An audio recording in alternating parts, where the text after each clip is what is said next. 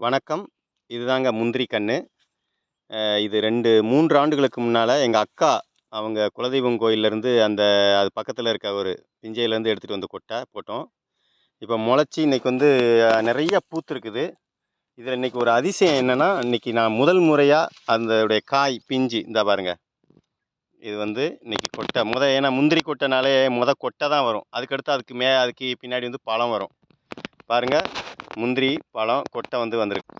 மிக்க மகிழ்ச்சியான ஒரு செய்தி என்னன்னா, இப்போ முதல் கொட்டை, முந்திரி கொட்டை. பாருங்க, இதை விட எனக்கு மகிழ்ச்சியானது ஒண்ணு எதுவுமே கிடையாது. அதேபோல நிறைய பூத்திருக்குங்க. இந்த பூவெல்லாம் அவ்வளோ மணக்குது. வித்தியாசமான ஒரு மனம். நல்லா இருக்கு. பாருங்க, முந்திரி கொட்டை பிஞ்சு. வேற ஏதாவது இருக்கான்னு பார்ப்போம். இங்க ஒரு கொட்டை இருக்குங்க, முந்திரி கொட்டை. அதை சுற்றி பாருங்களேன், எறும்பும் வேற இருக்கு. எவ்வளவு நல்லா இருக்குன்னு பாருங்க, முந்திரி கொட்டை. தமிழ்ல ஒவ்வொரு சொல்லுமே பொருள் குறித்தனவே அப்படின்னு சொல்லுவோம். முந்திரி கொட்டை, அந்த கொட்டை பாருங்க முந்திக்கிட்டு வந்துடுது. பழம் பின்னாடி இருக்குது. பாருங்க, முந்திரி கொட்டை. இந்த மரத்திலே 2 பார்த்துட்டோம். அடுத்த மரத்துக்கு பார்ப்போம். இதில் 5 மரக்கன்று பெருசு இருக்குங்க. ஆனால் அதில் 5ல் 1ல் தான் நல்லா 2 காய் இருக்குது. இந்த மரத்தில் இல்லை.